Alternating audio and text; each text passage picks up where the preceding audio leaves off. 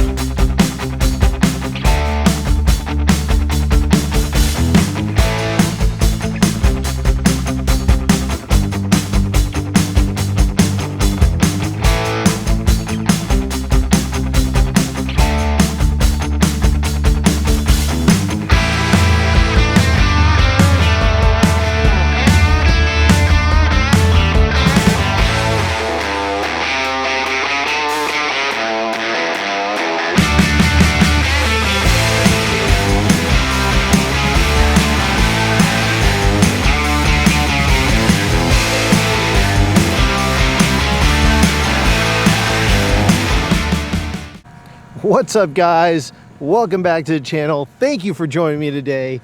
It is track day. Yes. I can only act like a lunatic right now because nobody else is here, but that's usually the case when I get here on track days. I'm usually one of the first through the gates. Got everything out of the car. Everything's unpacked. Just need to put the tires on, make sure my pressures are good. Car is ready to go.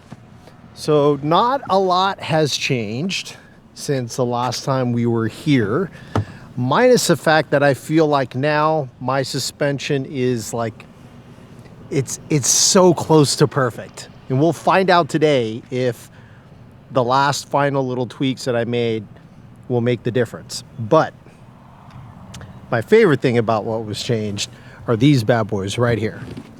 Oh, yes. My Mugen MSR full bucket seats. These are going to be so much fun on the racetrack because now I won't have to feel like I'm holding myself in. And to be fair, look, the Type R OEM seats are hands down the best OEM seats my booty's ever sat in. Okay, there are other more supportive OEM seats in, like, say, Porsches with a YSOC package. Okay, they're more supportive, but from a comfort standpoint you kind of sacrifice something there. The OEM seats in the Type R can't be touched, in my opinion, when you combine supportiveness and comfort. Now, the only seat that I would ever considering switching out my OEM seats for are these guys right here, my MSR seats that I just got. And to tell you the truth, these are too baller for even, you know, for my budget typically. But because I had a buddy, Jay, thank you for selling me your seats. That's the only reason why this was even possible. You know, I got a pretty good deal from him, and still pricey, but you know, quite a bit less than what it would have been if I paid for them brand new. So anyways, if I didn't really mention this in my seat install video, I did in the notes or in the description. So if you guys want these seats for your FL5 Type R or any aftermarket seat, really, the seat rail that works right now that's available are the Brid Type FO slider seat rail. Type FO, that's what you need. Like everything else are back ordered, so I had to wait a couple of months for those to come in before I could finally put the seats in. But anyways, we have a surprise guest today. a surprise fellow competitor, if you will. I've spoken about him a bunch of times. You've heard his name on my channel. If you follow social media, maybe you've seen him around. But Jason Lewis is going to be here today. This is the first time I'll be on a racetrack with him in, I want to say like a couple of years. I don't even remember the last time I was on a racetrack with him at the same time. And just as a reminder, if you guys don't remember who Jason Lewis is, when I had my FK8, my 2018, at one point, because I was a fairly relatively early adopter in pushing the platform that far, I had the track record, the chassis track record for Laguna Seca, Sonoma, and Thunderhill East. Okay, this was a couple years ago now. More and more people got into the platform, Jason Lewis being one of them. He's a very competitive guy, as you'll find out probably today. But he has developed his car to the point where he now holds comfortably the chassis track record at all the aforementioned tracks. Okay, so he is now the guy that I am chasing in my FL5 Type R for the track records. Now, having said that, his car is much further along developmental wise and mod wise and aero wise and blah blah blah blah blah, and more importantly cooling wise than my FL5 Type R is right now. So I have the FL5 track records, the 11th gen Type R track records at these same tracks. All 3 lap times are quicker than I ever was on my FK8. So that's something to say. You know, my contention is, okay, here I have an FL5 Type R. It's not as modded as my FK8 was, and my lap times are already better. That's all fine and dandy, but I'm a pretty competitive person too, okay? So that's not good enough. I want to come back for and retake all of my track records. It's going to take some effort, guys, because this Jason Lewis guy, first of all, he's a lunatic. Love you, Jason, but you are a bit of a lunatic. You know, and look, kudos to him. He's done amazing things with the platform. I'll show you guys the cooling system he's developed for the FK8 as well. It's all grassroots in the garage, piecing it together with what he could get his hands on, and it works. It just works. For a time attack platform, his cooling system works. Okay. Wheel-to-wheel racing, endurance racing, I don't know, but it doesn't matter. That's not what we're doing, right? We're doing time attack. So for those purposes, it works great. Now, I got a long way to go with this car. There's still a lot of stuff I need to do to even catch up to where I was in the FK8 mod-wise, and then further still to get past that to get to where Jason is. So no doubt, for sure, Jason is going to be faster than me today, but we're going to have some fun.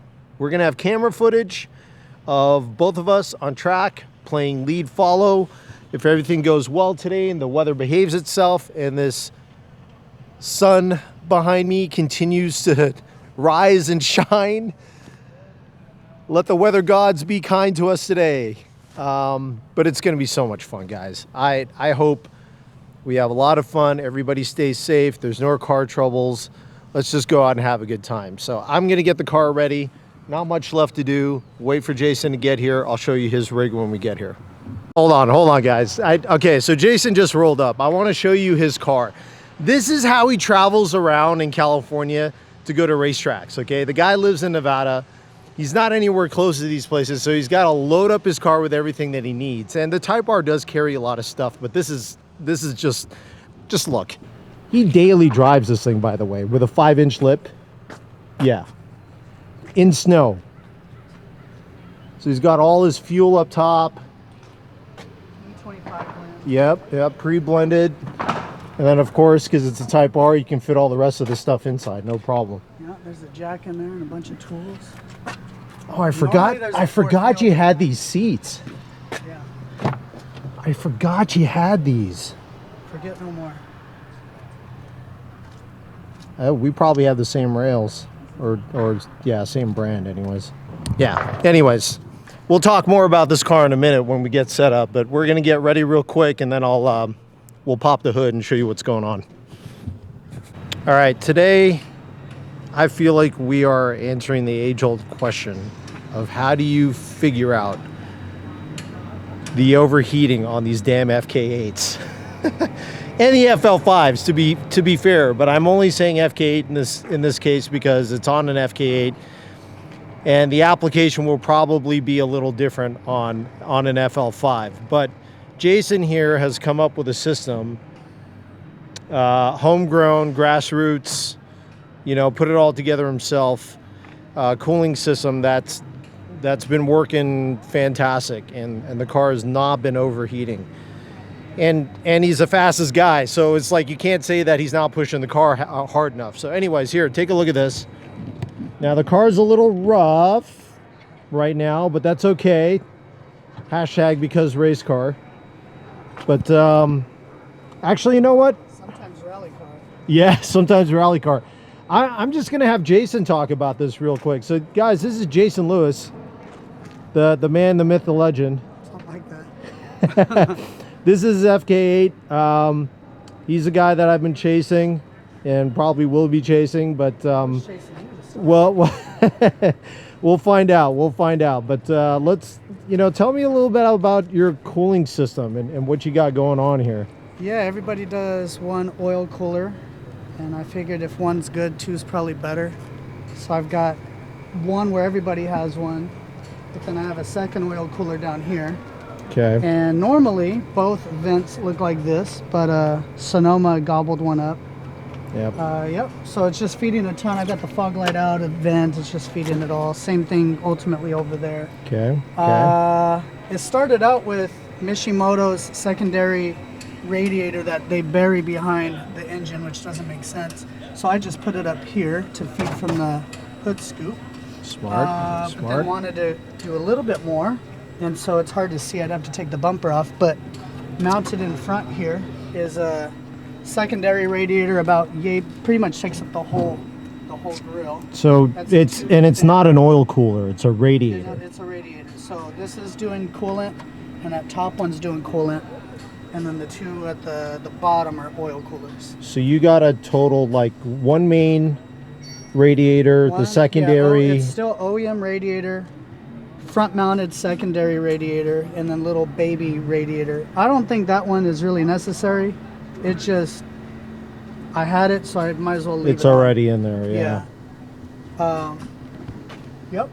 And at Sonoma, I had a peak coolant temp of 203 and a peak oil temp of 236, and I went 2 seconds faster than any other FK8's gone on the track, so temps were very good, and that was not a hot day, but it was the peak heat of the day, sunny out, and had zero issues.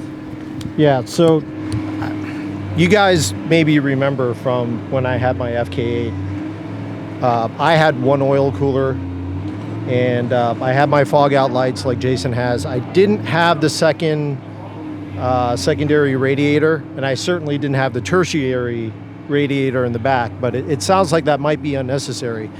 Yeah, I think it's unnecessary. I think if you just do the secondary one up front, you're golden. Yeah, so it's not, you can't just stack more oil coolers. Having the additional radiator helps relieve cooling duties for the entire engine, right? For the entire drive system.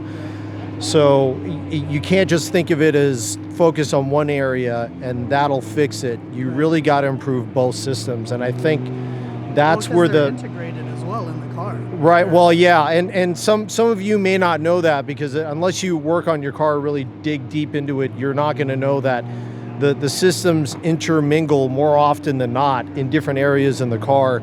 And so it's really demanding a lot from just the coolant or just the oil, that you really have to put in systems for both the oil and the coolant past the traditional method of thinking to really get the car in a happy place. So, I mean, well, and then just to complete the package, we've got the open grill and the vented hood, like everybody does. Right. Everybody does a grill. Everybody does a hood. Everybody does a single. Everybody does. And well, that's most usually people where do. they stop. Right. And to me, I was like, well, everybody's getting the same result also, which is overheating. So we've got to do more than what everybody else does, or we're going to get the same result as everybody else. What's the hottest track day that you've... The hottest I've been to, I want to say it was like 92, 93 degrees. And it was getting warm, but I didn't have this upgraded, and we could talk about that too. I had what I would consider version 1 of my front-mounted radiator, which was more rudimentary. It was just a very generic bar and plate. Okay. And now I have a tube and fin, and I've been seeing that lower is a temps. tube and fin. This front one is tube and fin. Okay, yes. All right. So same as the OEM, just a secondary. Mm-hmm. Okay. And I've definitely seen temperatures drop. I want to say even another 20 to 25 degrees. And I had done Laguna Seca here, same ambient temperatures, and the second time with this upgraded system was an additional 25 degrees cooler. Wow, over the bar and plate. Over what I was already getting, which was fine. That's impressive. Yep. So the hottest I've ever been in, I want to say, is like 92, 93 degrees. Was definitely getting warm, but again, that was on version 1, and still didn't overheat. Still ran full sessions as hard as I could, no issues. So I imagine if I was back in that situation, I'd probably get up, I don't know, if I had to guess, probably about 225 would probably be peak for coolant, in low 90 degree weather. So yeah. What do you think your oil temps would be in a situation like that? Probably 260. Yeah. Would be my guess. 260 to 270. And so just to, bring that into perspective, there's no way in hell I could track on a 90-degree day. If I did that in my car currently, which has an oil cooler and a very good aftermarket radiator, I mean, I'll be well over 300 degrees Fahrenheit. Yeah. So Sonoma, I wasn't even, I had a boost leak, so I wasn't even really able to push a car as hard as I wanted to. It was a 65-degree ambient temperature day, which is nice and cool. And even then, my oil temperature was at 295. So if I was able... You're almost at the limit already. Already, yeah. And if it was even a little warmer, or if I didn't have a boost leak and I was able to drive the car the way I really wanted to, well over 300 degrees Fahrenheit temperature. So... Look, sometimes the solution isn't the prettiest solution, but if it works, right? My goal for the FL5 is now understanding that secondary radiator might be a good thing to do. A second oil cooler is a must. We'll figure it out and see how we can package that into the FL5. I'm not sure what it's going to look like yet, but that's at least the premise and the basis that we can start from. And if you don't mind, I talked about version 1. I'm running version 2, which is actually a full-on kit that you can buy from Drive Crazy. Right. They're located in Malaysia. But yeah, I had an individual named Joel reach out to me probably a year ago, ask a lot of questions about the setup I had come up with, ask if he could use that as inspiration. He developed a kit that you can buy. Just find them on Instagram, Drive Crazy. Yeah, and, I'll put a link or his Instagram handle in the description down below. And so it's not a homebrew setup anymore. It started that way, but the front-mounted radiator is absolutely a kit that you can buy, and everything bolts up just as you would need. Now that's just a secondary radiator. This isn't the two oil coolers. Are still my own thing. Got it. But really, there's kits out there for the two oil coolers anyways. The secondary radiator setup, unless you do it yourself, the only way to do it is with this guy from Malaysia. So I'll put his IG handle in the description below. If you guys are interested, you can hit him up. If you have an FK8 man, it just seems like it's the way to go. So anyways, we're going to wait for session 1. It looks like it's going to be a nice day. It's sunny. The track is still wet. We'll see. I don't like going out on a wet track, especially with these tires, and Jason's got slicks on. So we'll see, but it's going to be a beautiful day. Let's wait for the first session. So track is still wet. I'm just going to sit out this session. These, 50, 60 tread wear tires are not good with any moisture at all on the racetrack, and it's just not worth it. But Jason here, who loves his racing slick tires, also brought a set of rain slicks today. So he's going out for this session with the rain slicks just to see what those feel like. See if we can catch them on track over here.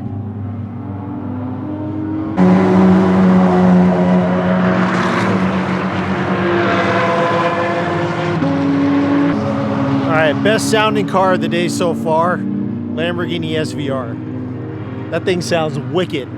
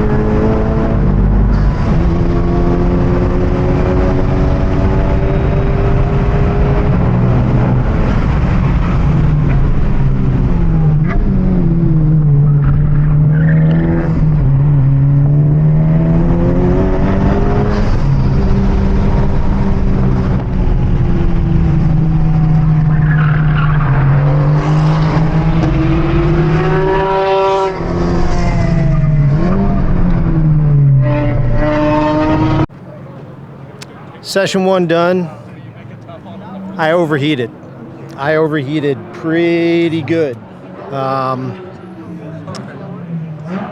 Tires weren't warm.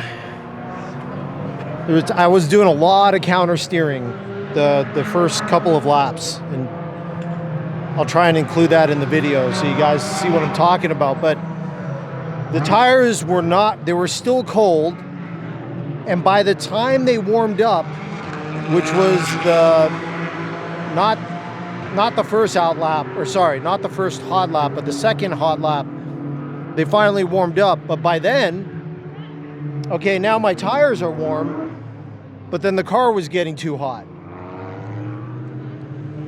And I didn't know it was getting too hot. So I just kept going, and then the engine started to pull power, and then the warning sign came up on the dash, slow down, let the engine cool down, stop driving, blah, blah, blah, all that stuff. It was well over 300 degrees Fahrenheit for the oil. The water temps were about 247, which is still kind of high, but the oil temps were over 300. I don't even know how much over 300 because the gauge stops reading after 304 or 305. So it might have been 308. I don't know. But I mean, the coolant was definitely getting hot. I mean, it was overflowing for sure. This is the overflow valve right here, and you can see it lets some coolant out. I was at 270. Meanwhile, Jason over here was at 240 oil temp, 217 coolant, which is like, that's fine. That's totally fine. That's very fine. I didn't think cooling would be a problem today because it's 65 degrees out, but then again, Laguna Seca does tend to drive more heat into the engine because there's a lot of straights uphill, so that does put a lot of strain on the motor and the cooling system. So frustrating. So I did a 139.10. Not really anything to write home about anymore. I mean, it's not a PB. The car just got too hot by the time my tires found some grip. So I think next session what I need to do is just go super easy the first couple of laps, and then the third lap, once the tires are up to temp, then I can push it. But it seems like I might only get one, maybe two hot laps out of the whole ordeal before I got to shut it down, which is not surprising, but definitely disappointing.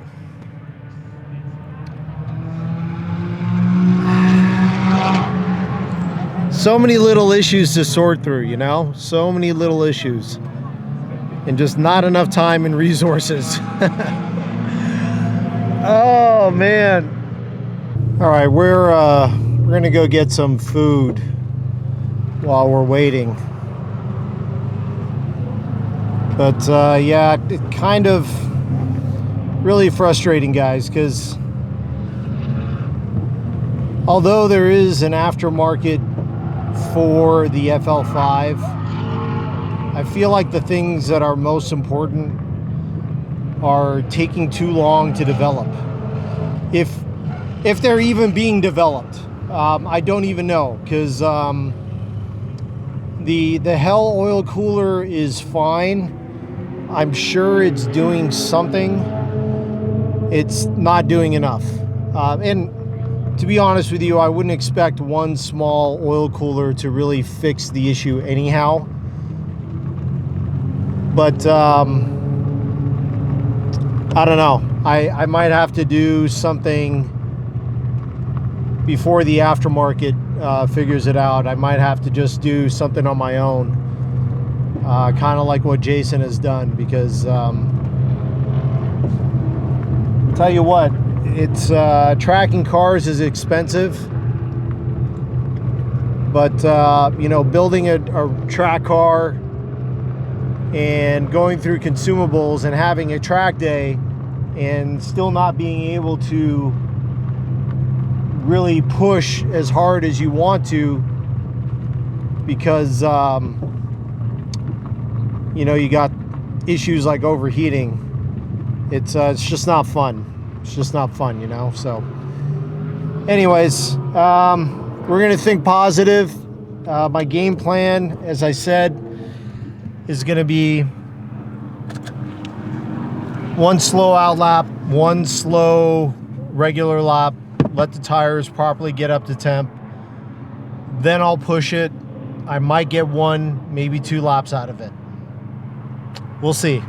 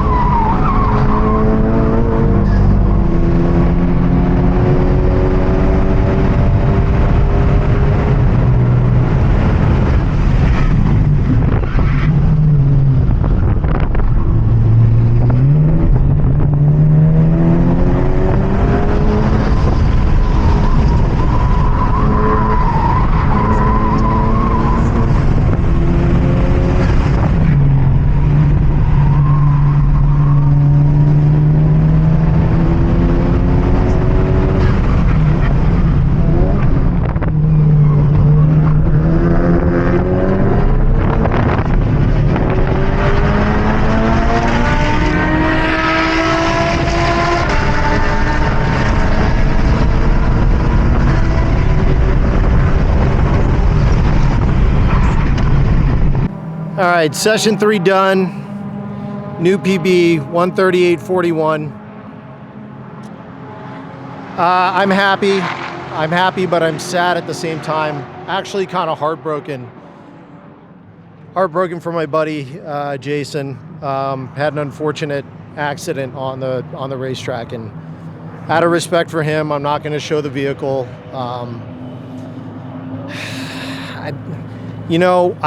We believe it has to do with elements that were brought onto the track. I think there was some dirt on the track from the previous session, or 1 or 2 cars up ahead, and it just turned the racetrack into marbles.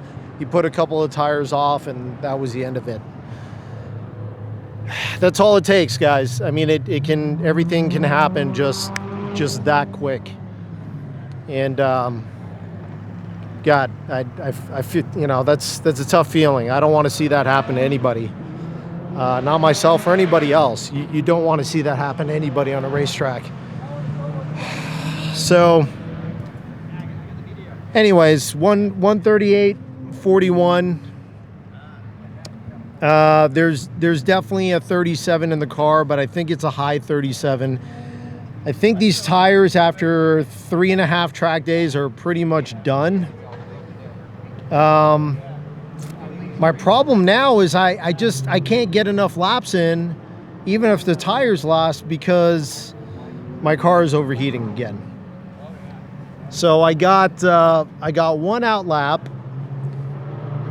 a warm-up lap, and then I went for it, and I got a 38.51 and then 38.41 right after that, and you guys will see it in the video on the screen. But yeah, I mean the car, God, it's crazy. Laguna Seca is, now that I've been back again, this is my second time back since it's been repaved. One thing I noticed this time around, and I think it's part of the reason why maybe my brakes and tires weren't warming up the same way I remember them before the repave. Because before the repave, the painted sidelines, the track limits, and the actual track surface itself, the grip level wasn't like so drastic. It, you know, obviously the tarmac was grippier than the painted stuff, but it wasn't a huge differential.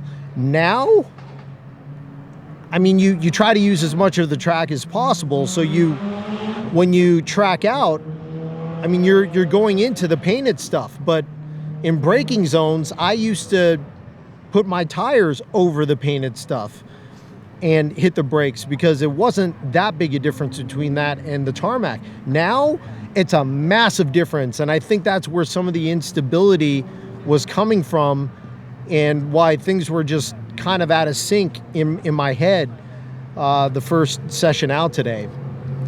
So I think in heavy braking zones, at least for now, I can't touch any painted areas because that just really throws the grip levels and the balance of the car completely off.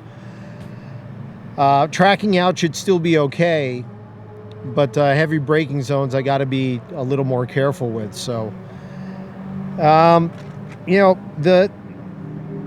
I took some angle out of the wing. It helped a little bit. It did help a little bit. I started staying in higher gears through, like in corkscrew. I used the downshift down to second gear, and then as I'm coming down the corkscrew, I'd short shift into third. Now I just downshift down in the third. I keep it there and then go through the corkscrew and then down the hill. I think I'm saving some time there.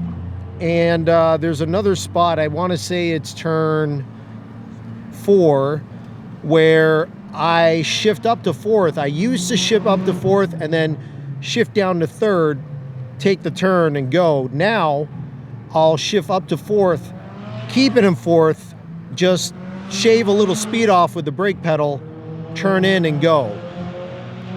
So I think those two spots alone, and you know, adjusting where I start my braking zone, made all the difference. So there's definitely a 37.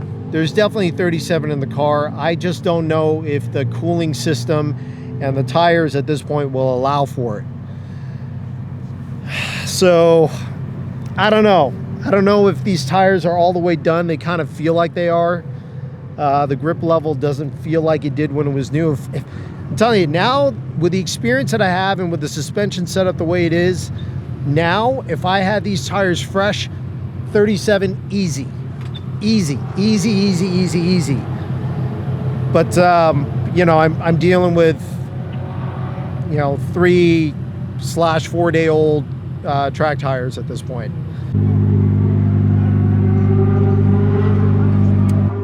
Pretty happy with that. 38.41, optimal 37.73.